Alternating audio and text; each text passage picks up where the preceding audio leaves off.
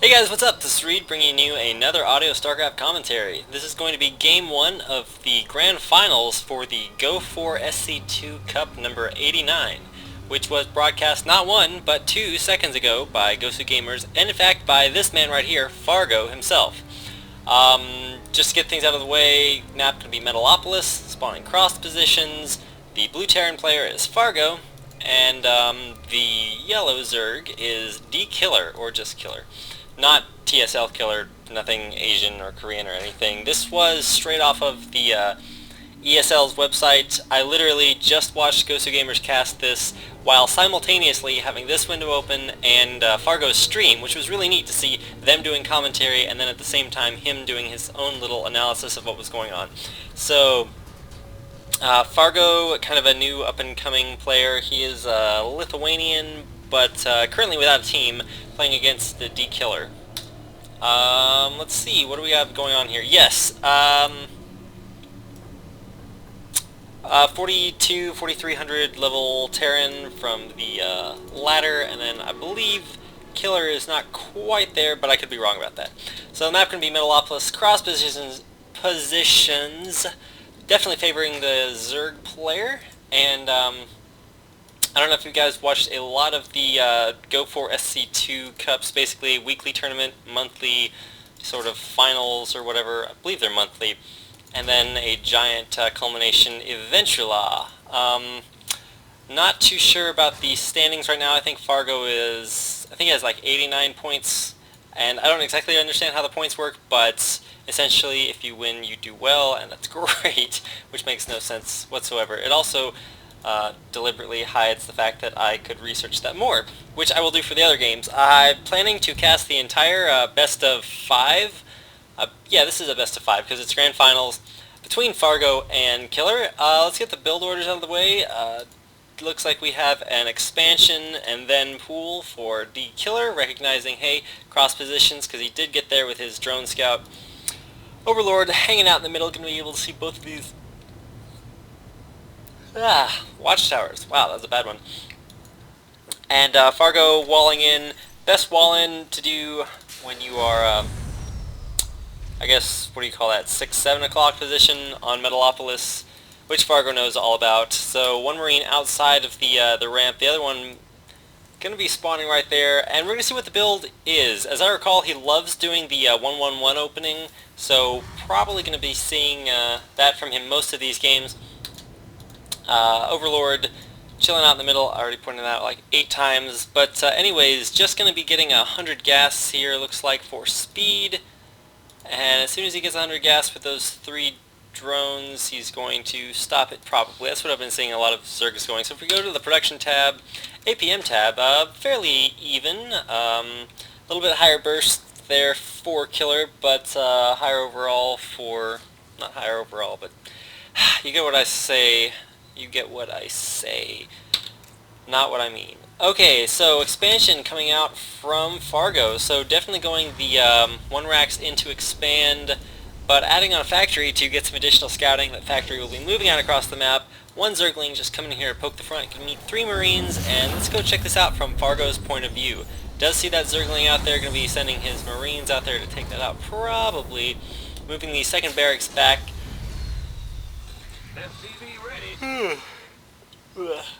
Note to self, get more sleep. Too bad, GSL's on tonight. Anyways, switching the factory onto the reactor to get out a couple Hellions, and also then going to get the tech lab on there for stim for his Marines. So 2 Hellions out right now, and the Hellion Marine push is one of the things I see Fargo do a few times. Basically, you get about 6 or 8 Marines along with 4 to 6 Hellions, and you push out, and that is really strong. No blue flame upgrade, just because once you have 4 to 6 Hellions, you don't really need blue flame, because as long as the flames are pointed in basically the same idea, the drones and Zerglings and whatever die pretty well anyways. So lifting off the factory once again, I'm going to be building a barracks underneath of it, planning it way far away to get a tech lab, and this is enough of Fargo's point of view. Going over to the dKiLLeR cam, we see that he is in fact making a spine crawler, very smart, 4 Zerglings, and getting speed, which is almost done. After that speed, he may pull the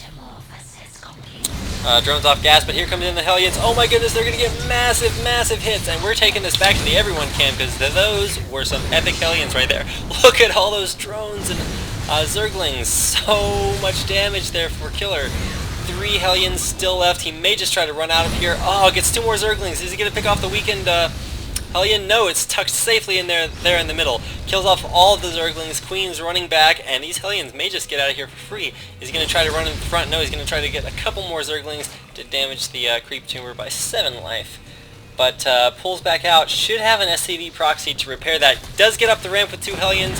1 Hellion gets up the ramp, but only has 1 hit point left. 2 hit points left, and there it goes down to the Zerglings. So it did force a lot of Zerglings, but not too many. As you can see, killer just made 5 more drones, so he knew that that harass was about to get cleaned up, and did not overproduce Zerglings, which is a key trait for good Zerg players. I love how if the Zerglings are in the light, then they have an additional glow effect. I think they added that like 3 or 4 patches ago, but it is pretty cool. That HD grass right there, pretty legit. So here comes in the Zerglings, gonna get some harass off in the SCV, gonna get 1 SCV.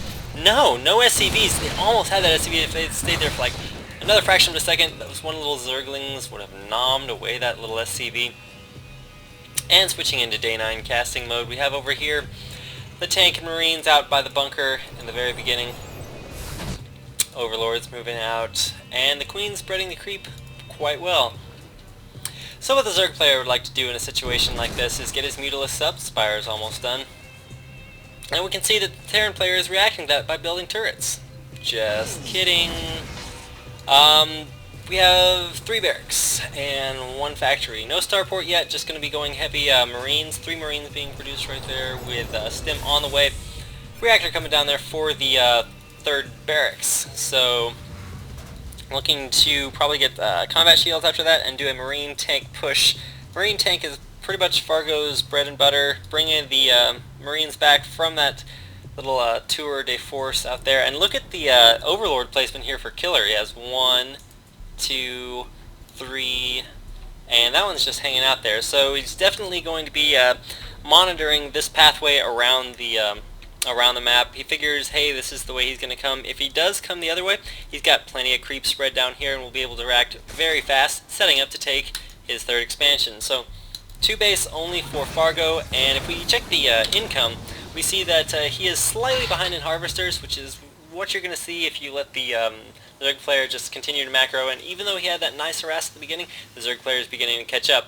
But we can also see these massive Mutalisks over here, this mass, and the Marines totally out of position to deal with this. What does he have in his base? Absolutely nothing. That's one thing I've noticed about Fargo. He does not leave anything in his base when he moves out, because I guess that's okay, but it is really, like, base trades are always in favor of the Terran player, because you can stim your Marines, and that just kills stuff so much faster. Mutalisk doing massive damage in the base, though. Let's see if Fargo is going to pull out. No, he's just going to go for this. And he's going to move in here to the 3rd base. I guess he figures he can produce enough. Did keep a few Marines from the bunker. Might could have pulled off a couple more of those to get more damage on the Mutalisk. Does stim them without any medevac support, so we may see him throw down a starport. And I dropped my mic, but that's okay. Moving on, we see that the drop has, or not the drop, the push from Fargo has totally annihilated this 3rd base and is moving into the natural. Zerglings and Mutalisks coming in to reinforce. Zerglings running for the tank siege. Very nice timing there from killer. Is going to move in there with the Zerglings, get some hits off from the siege tank on those Marines. Marines survive though, no more Zerglings. Mutalisks up here. Marines are quite overstimmed from lack of medevacs. It's going to be just using them to kill off all the Marines, and these tanks need to unsiege and run away. Or he could just try to get as much damage out as he probably could. Fargo. Oh, leave. That's right. There was some lag in here. There's lag in a lot of the games. I was kind of surprised, as we will see some hilarity later on in the game. There we go. So Blake has indeed left. No more lag for our players right now, and a couple of eggs morphing.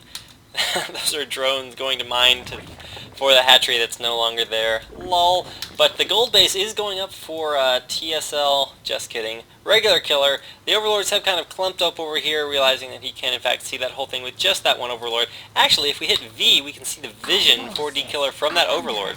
Mutalisks back in the base. There are so many Mutalisks there. That's 15 Mutalisks. And that's not a whole lot. Okay, that's a whole lot of Marines. So he did move in a small group of Marines at a time, which is not what you want to see. And as you can see right there, those are some charred Marine bodies fading into Metalopolis. Third expansion is up. Gonna go ahead and load a couple SCVs in there. Very underused little dealio right there. Building the missile turret, ghost missile turret right under the Overlord. So Overlord not long for life, especially if he sends any Marines over there. Sees the expansion. No more yawns, I promise. Anyways, if you watch any of my Starcraft 1 commentaries, you know that I always cast when I am most tired. So, moving the troops over with the command center. I wonder if you can load SCVs into the command center while it's raised. I don't think so, but maybe you can let me know in the comments. Or I could go try it out 5 seconds after I cast this. So, let's see if we do insert. No, delete is what we want. We zoom in, we can see the nice little skulls on those Marine shields. Gosh, that's a pretty sweet picture. Screenshot. And it just lagged. But anyways, Ghost Missile Turret is finally becoming a real boy and getting built by that little SCV hero over there. The command center has landed. Probably going to morph into a planetary fortress if you play Pokemon. Never mind. Anyways, one missile turret over there. Just going to magic box. No need for that. Focuses down the Marines. Focuses down the turret. One more turret in there. Going to be maybe going in there for another turret or two. Takes this one out and is going to be getting mad SCV kills. One of the things I did not know, if you're building a missile turret in your supply line and Mutalisks come in, if you select all of your SCVs and just hammer click on the turret, it'll continue to build even as the SCVs are being picked off. So I think we see Fargo do that later on in this series, but